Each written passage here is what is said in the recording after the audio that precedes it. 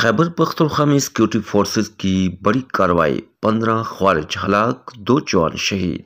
شہید ہونے والوں میں لانس نائک عثمان محمد اور سپاہی عمران خان شامل ہیں۔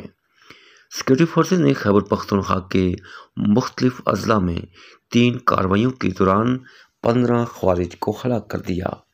پاک فوج کے شعبۂ تعلقات عامہ کے مطابق 25 اور 26 اپریل کی شب خیبر پختونخوا کے علاقے کرک، شمالی وزیرستان اور جنوبی وزیرستان میں کارروائیاں کی گئیں۔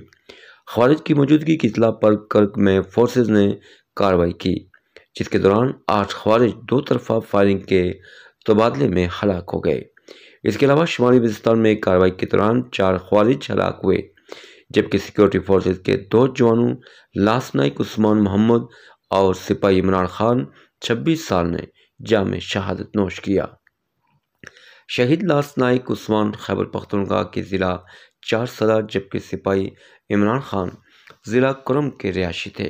جنوبی وزیرستان کے عام علاقے گومرزام میں کارروائی کے دوران 3 خوارج کو ہلاک کیا گیا۔